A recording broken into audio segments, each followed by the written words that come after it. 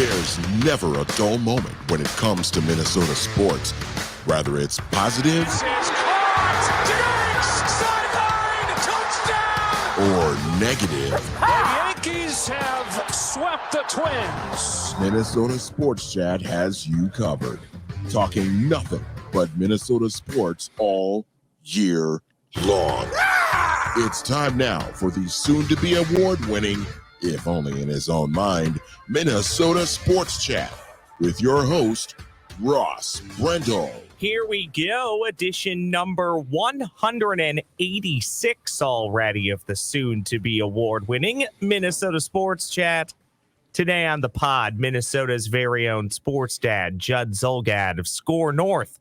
Here, see him daily on many different SKOR North platforms, including Purple Daily, Minnesota Sports with Mackie and Judd, Judd's Hockey Show, and so much more. Called strike three!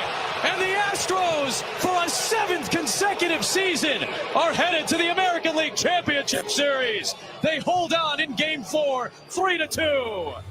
Thanks to Fox Sports 1 for that highlight. Judd, whether they're cheating or not, still impressive to get to the League Championship Series 7 times in a row, this time at the expense of our mighty Minnesota Twins. And Judd, I'll tell you this, for a team I didn't really care for 75% of the season, I'm still relatively okay with how the season finished, because heading into the playoffs, Judd, I honestly thought the Twins were probably the worst team in the field. Thought they had some deficiencies. I thought if you didn't win every start that Pablo Lopez and Sonny Gray pitched, which it was far-fetched and a high bar, I thought you'd be in a lot of trouble. That is exactly what played out against the Houston Astros. And oh, by the way, just expecting young hitters who had been good for a couple months against pretty porous opponents just to all of a sudden to be rock stars all the way through a World Series run. I didn't think that was very plausible. However, I am very happy they won a wild card series, got some playoff experience there, got to see what a higher quality of playoff opponent looks like in the Houston Astros. And I think this season can be used as a stepping stone if you want to be one of those teams that's in the World Series mix in the year of 2024. Fair assessment? Am I being too positive, or is that too negative of an assessment? Should we be throwing a parade for the 2023 Minnesota Twins? No, I think that's a very fair assessment. And I think that, I've said the same exact thing that you did, which is for a large portion of the season, I didn't think that good a team. It certainly was a difficult team to wrap your arms around, but that all changed in large part because when Royce Lewis came back from the strained oblique, he brought an energy that this team sorely lacked. And this team, it wasn't that they were unfairly not embraced and then we caught on. They changed. And that's the difference with how the character of this team played out. As far as the World Series goes, no, I think you're being very fair. They definitely don't deserve a parade. They were fortunate to be in a division that was terrible, because if they weren't, they would not have made the playoffs. There's no question about that. And that includes with the team that became likable. And I think they have, this division's not going to be very good again next year unless I'm missing something completely. So I think they do have a chance to pounce here. I think they have some components of a very good team or some good players, but they need to make some of the right moves as well. And I said this going in, and I think it was not breaking news. It was not a revelation. You knew that if they didn't win the Pablo Lopez and Sonny Gray starts, that they weren't going to win the series. Like when they didn't win the Gray start, they could have, certainly won Game 4, but winning back-to-back starts then and asking Lopez to lift you was going to be, by himself, I should say, was going to be difficult. But I like the direction that they're headed, but they still have some things some moves they have to make. And, most importantly, they have some decisions that they need to make as far as who comes back, who doesn't, and where things stand with certain guys. And that includes, unfortunately, because it just sucks, but Byron Buxton. We just don't know what his future holds. But unfortunately, counting on him in any way, shape, or form is probably, as we've learned now, not a wise decision. Bringing up Buxton's interesting. I heard you mention on the SKOR North Twin Show, I believe today, may even have been yesterday, that maybe it's time for Byron Buxton to retire. And then there's decisions to be made on Max Kepler. What are you going to do with Jorge Polanco? My offseason checklist, Judd, it's easier said than done.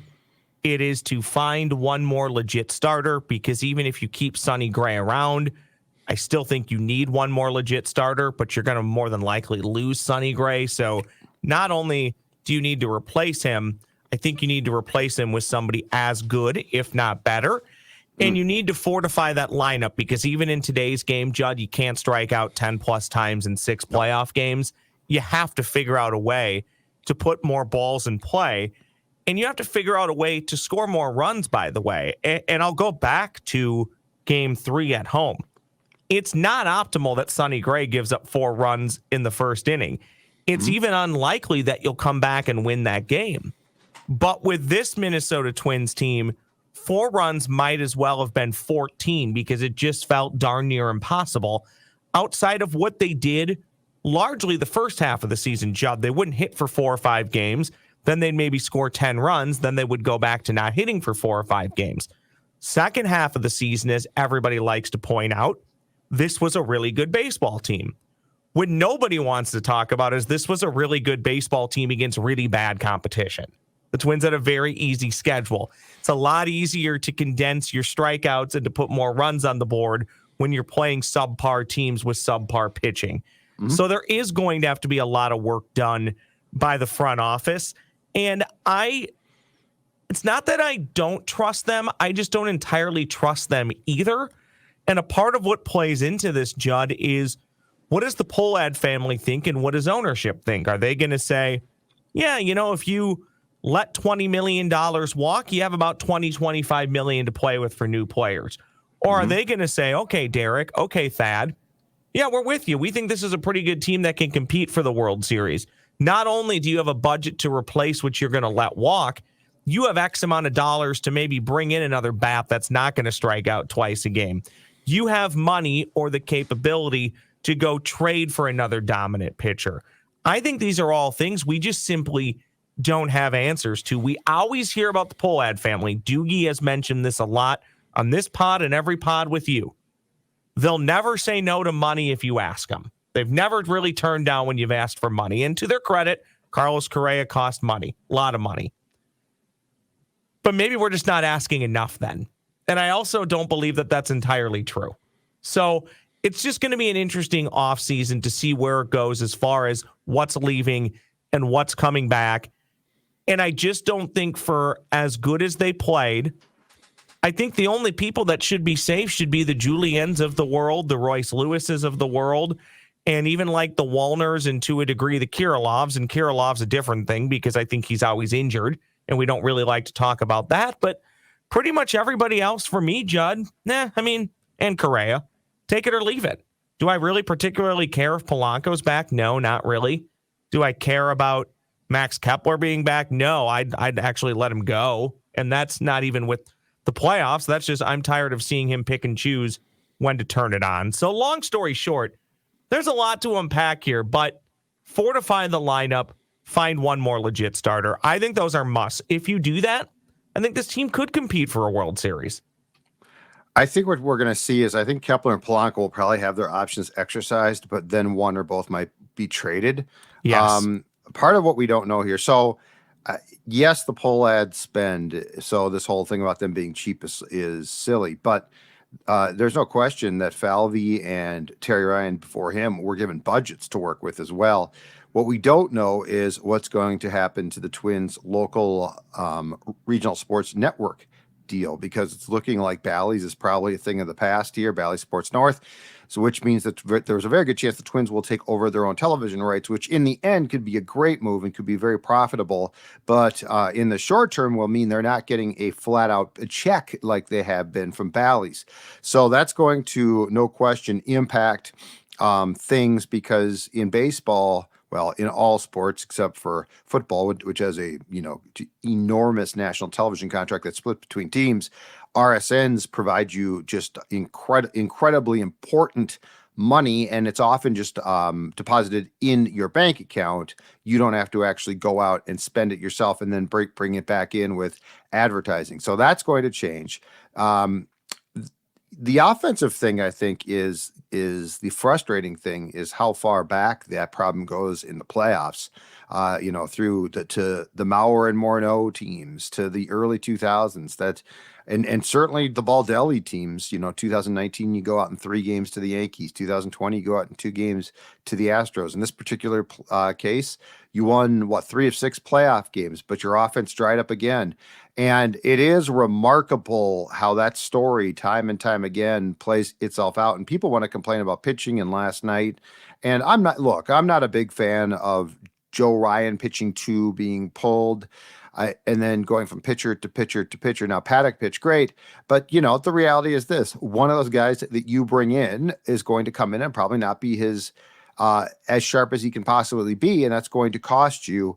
And yes, that is tough to take. But that being said, when you give up 3 runs at home and you cannot score 4 runs, that is on your bats. That is not on your pitching, and that is an incredibly frustrating thing. And I do think you're right. I think the strikeouts, 14 in back-to-back games against the Astros to end the playoffs. I think they had 70 something in 6 playoff games, and that came back from the summer. I mean, that was a problem. Whatever your problems are during the season are going to be magnified in the playoffs because every out is crucial. It's not June now, it's October. To your point again, in September, you played your schedule was a lot of bad teams. There's a lot of bad teams in all sports. The Houston Astros are not bad. So when you play them, you are going to have to actually be firing on all cylinders. And it's not the Chicago White Sox. It's not the Kansas City Royals. So that's the thing is, it was great to see the fan base invigorated. It was great to see target field hopping. It was fun to see the team start to have fun and start to be a team that you could like. But, before we get too excited here, they are going to have to make moves that are going to help bolster them. They are going to have to change their philosophy of just accepting strikeouts. They are going to have to move on from the Joey Gallo experiments. And with the starting rotation, I mean, I think Sonny Gray is as good as gone. Yes, they're going to have to replace him. So am I encouraged by some of the components? Absolutely. Am I curious to see how they replace some guys? Yes. And and what they do there is going to be absolutely the telltale sign of the direction that this club is going. And if I'm wrong and a couple of teams pop up, guess what? There is nothing that says the Central is going to be handed to you again. And make no mistake, the Central Division was handed to the 2023 Twins. Well, and going into this year, I think a lot of us thought, me included, there could be 3 teams competing for playoff spots with the Guardians, White Sox, and Twins. And turns out it was really only one. And Judd, for as much as we like these pieces, look back to last year's Cleveland Guardians. I said going into the year, I like them, but it was an awful lot to assume that really young core wouldn't have regression. Well, guess what happened this year? They had some regressions. A lot was injury related, but they had some regression. You can apply that same thing to the Minnesota Twins, which is why, yes, I never really expected the Twins to win the World Series this year, but anytime you get there and you have a chance, you want to cash in because you have no clue if you'll be back in the same situation next year. So I do get why fans are still frustrated, and me included. It would have been nice to keep going and have some playoff baseball. But I think you also have to look at it and be realistic about what the Twins were up against, especially with who they were playing. Couple of great Twin stats, or not so great.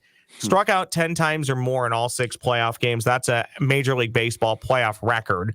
Also, to your point, Judd, they scored 2 runs or less in 4 of the 6 games. They've only scored more than 5 runs now twice in the last 20 years of playoff baseball. Right. When you start to look at that long losing streak, that now is ended. It's to a degree, it's in the rearview mirror. But when you look at that long losing streak and why this playoff season came to an end, it goes back to the bats more than anything. You go back and look at a lot of those final scores of the games that they lost. The Twins were only blown out in a handful of them, and only blown out in a handful of the 3 that they lost this season. So you just have to figure out, no matter what it is, I don't know, maybe you have to sacrifice a goat or something. I'm being facetious there. But at some point, you got to figure out how to score runs in the playoffs. And yeah, it was great to have one nice game against Houston, but you were also playing in a juice box of a park. So I don't know how well that translates to other parks you may play in the playoffs in the future. Well, I mean, and all you have to do to understand where the Twins need to go as far as plate discipline, plate appearances, is watch the Astros. They've got pop, but you know what they do? Put the ball in play a lot. They take long, smart at bats, really good at bats. They fight off pitches too. What a novel concept. That's what I'm saying. That's what I'm saying is, yes, they foul pitches off that might be called strikes instead of taking them, which, you know what, as long as we don't have an electronic strike zone, you can know the strike. I've said this all summer long, and this is not just a Twins problem. This is a problem around baseball. The hitters know the strike zone as well or often better than the umpires, but they ain't calling the balls and strikes. And so... But watch Houston's at bats and watch what they do and watch, the fact is when you strike out as much as the Twins do, you are forfeiting at bats. Absolutely. 100%. That's what you're doing. 100%. I mean, and a lot of times too, it's not even that you're striking out. Maybe you're going 8, 9, 10 pitches and striking out and working a pitch count. You're doing it quickly. So you're forfeiting at bats. You're really not working the count, and you're not doing simple things. I mean, they all year long, they didn't advance runners well. They didn't. I mean, go back to game 1. And I think you have to kind of expect that this would happen. For as good as he played, Royce Lewis did show some young and inexperienced moments. The Astros, or excuse me, I think it's game 1, game 3, the Astros were giving Royce Lewis a run, an RBI in the bottom of the first inning. He hits that ball anywhere to the outfield. The Twins make it 4-1. He hits that ball anywhere in the infield other than probably third base, the Twins get a run. And he was flailing. It was a really bad at bat. Well, those are things that just have to get better. In games 3 and 4, the Twins made 2 Astros starters who had nice outings look like Koufax. Yes. But I mean, that's not excusable. You can't now, if you are facing Nolan Ryan in his prime or Clemens or Randy Johnson, that's one thing. Okay.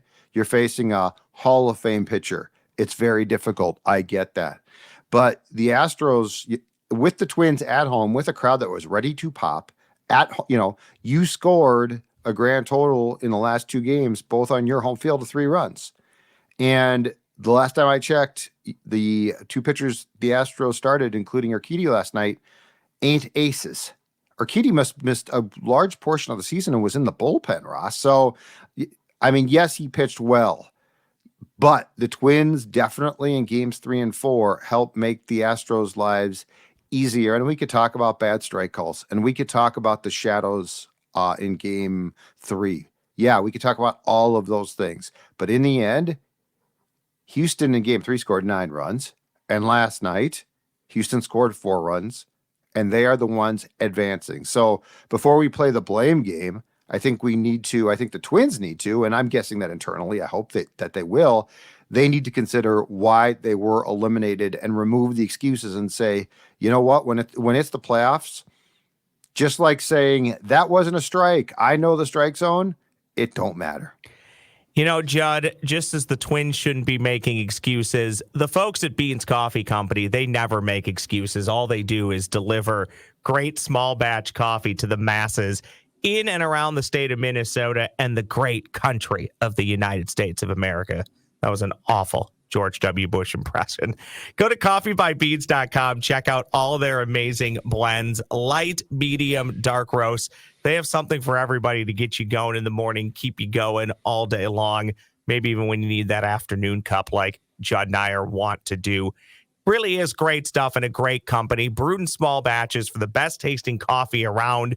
You can order at coffeebybeans.com. That's coffeebybeans.com. If you use the promo code SPORTSCHAT, you'll save at checkout.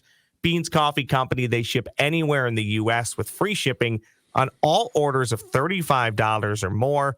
That's coffeebybeans.com.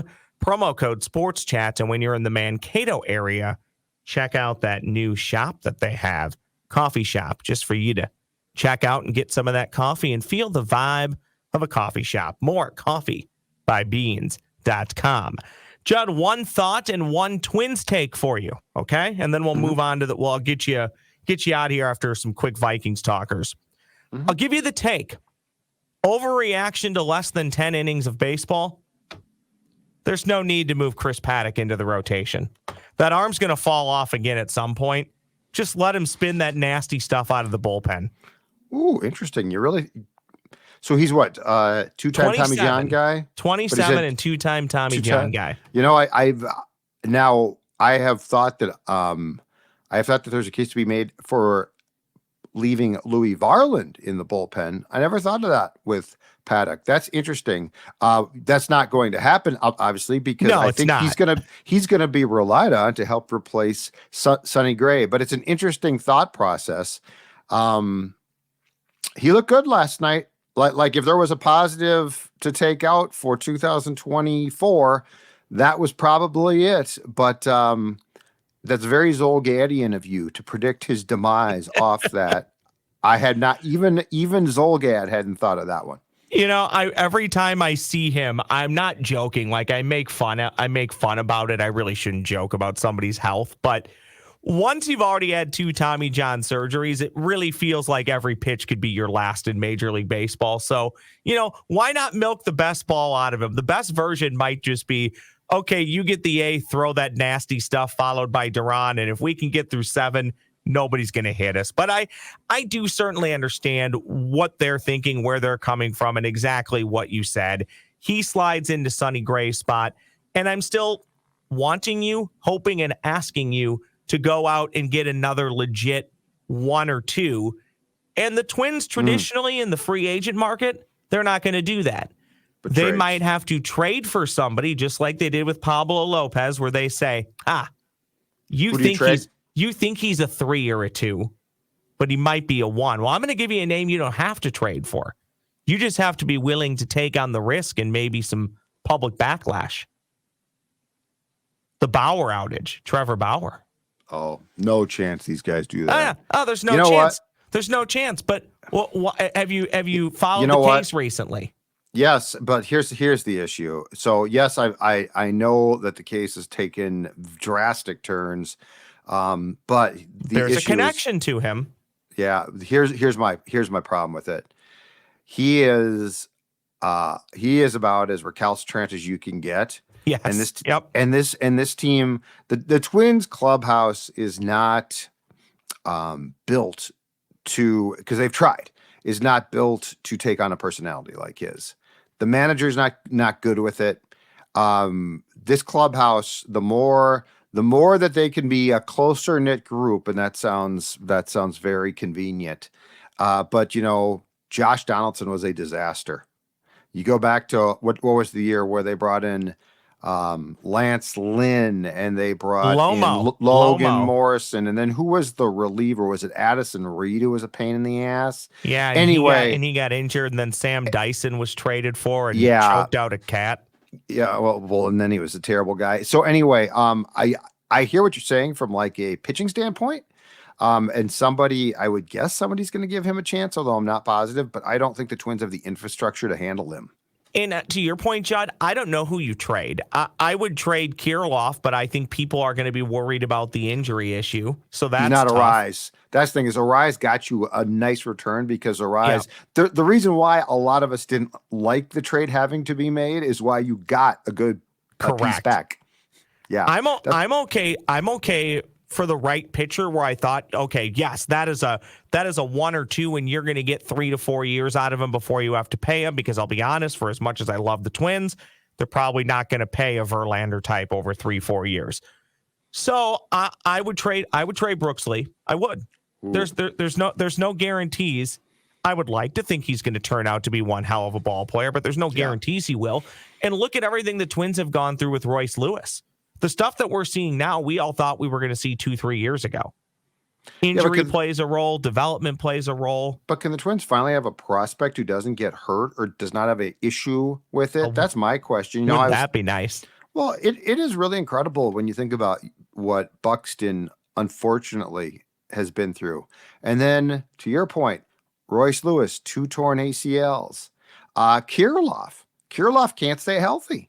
He cannot stay healthy. So is Brooks Lee finally going to be the guy to break the cycle? Is Brooks Lee finally, a Julian, who's not a high draft pick, but, can you finally hit on a group of kids that can come up and actually play and not be lost for, not just 10 days here and there, but, in the case of Buxton and Kirilloff and Royce, lost for substantial time. But I hear you on pitching. I don't disagree with you. I'd be very, very hesitant to trade Brooks Lee because, in my opinion, Arise was is an exceptional hitter without a position necessarily.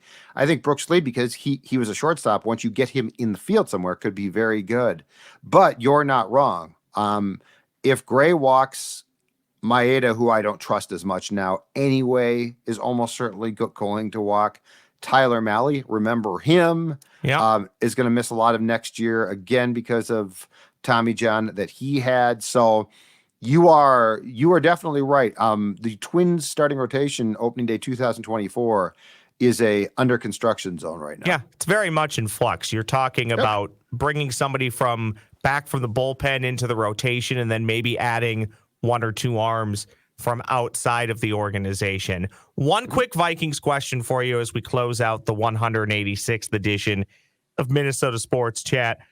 We've talked about this on Before I Die, the pod I do with you on Mondays with our friend Jesse Pierce under the Purple Daily umbrella. I'm going to find excitement the rest of this year cheering against the Minnesota Vikings, except when they play the Green Bay Packers. And I don't think that makes me a bad fan. I actually think that makes me a good fan because I think for the long-term health of this organization, we need to be bad to get good. And I know being bad doesn't necessarily guarantee you getting good, but I think it gives you a better chance at being good.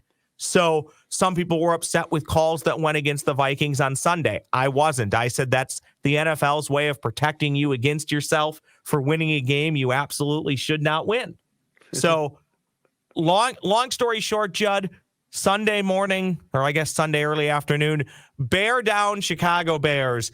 Let's go. Because if we can get to 1-5, we can almost assuredly get to 1-6 with the Niners following the Bears.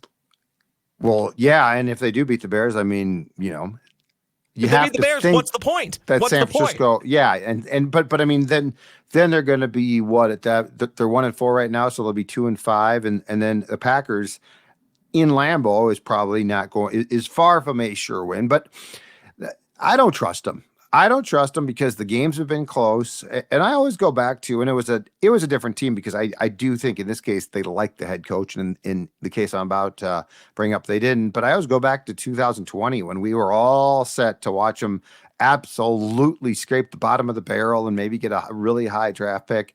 And they came out of the bye that year and won 4 consecutive games. They beat the Packers in Lambeau in a really weird game. And then they won 4 consecutive games. And if you look at the scores, if the Vikings ever start to hold on to the football, Ross, they're probably just going to start to win games. I know. And so I don't trust them. They're not bad enough to, in my opinion, to come close to embracing what you're talking about, unless they continue to screw up. But so far they have, I mean, when you fumble on the first play from scrimmage against Kansas City, and then Kansas City goes and scores, that's a big old self-inflicted wound. But I don't know. This team definitely does not look like a very disciplined team. It certainly does not look like at this point in time a really well-coached team, especially offensively, because if you can't hang onto the ball this deep into the season, that comes down to coaching as well. But unfortunately, I have real reservations about whether your philosophy, your strategy is going to be the right one. Because damn it, every time we think, okay, this Minnesota team is gonna go in the tank. I know. Unless they're named the Timberwolves in about 2015, you know what happens. They rise from the dead and they show you, and in doing so, cost themselves a draft pick. One thing that may help here, Judd, is just because of the schedule and already being behind the 8 ball at 1-4. Even if they rally, and I do think, again, I still think it's a pretty good roster that's going to win some games. But I think, let's just say you beat the Bears, but you lose to the Niners. At 2-5, you're probably going to trade a piece or two, and that's going to make winning games tougher. So I think you're Jefferson's probably out. Exactly. Jefferson's out for at least 4 games, maybe more. So I think you're looking at a team that might be, even if they're, let's say they don't make any trades, but they stay healthy, they're probably incapable of doing better than 7-10. And that I think puts them at least in shouting distance of moving up if they identify a quarterback that they like. And Judd, I'm fairly convinced, or at least I've convinced my own mind, this is the year. They're going to move up and take a quarterback because they know they have to. And to a degree, KOC and Kwesi need to restart their own clock. And it sounds odd, but sometimes how you restart your own clock within an organization is to grab a quarterback. And you know how they can even keep their clock going longer, Judd? Let's say it's Penix out of Washington, formerly of Indiana. Yeah. Yeah, you draft him and he doesn't play for half the season or the full season. Maybe you bring in that bridge quarterback. So I don't know. I just think you want to be setting yourself up to have the most assets possible, because if you are 6-11 or 7-10, you might need to move up 5, 6, 7 spots, and that's going to cost you some capital. So that's really all I have. That's all I have to say about that. What you need is for things to continue to go wrong. That's what you need. You need the fumbles to keep on coming. You need the fumbles to keep on coming. You need the ill-timed penalties to be thrown. But yeah, it is a season in which it would be nice to hit at least a part of the reset button. I don't think they can fully do it probably, but there's definitely potential here. Again, I'll settle for double-digit losses, whether that's 10 or 12 or 13. I'll settle for that. Judd, you're the best. Thanks for giving me some time. Hey, no worries, Roscoe. Take care. Judd Zulgad from SKOR North joining this 186th edition of Minnesota Sports Chat. Thank you so much to Judd. Thank you so much to you for listening to Minnesota Sports Chat each and every week. Back twice next week with the normal edition. And oh goody, we'll review another pending Gopher football loss as they head to Kinnick next weekend to take on Iowa at a dentist's favorite time, 2:30 next Saturday afternoon from Iowa City. Thanks again to Judd. Thank you for listening. I'm Ross Brendel saying thank you so much. We'll talk again real soon.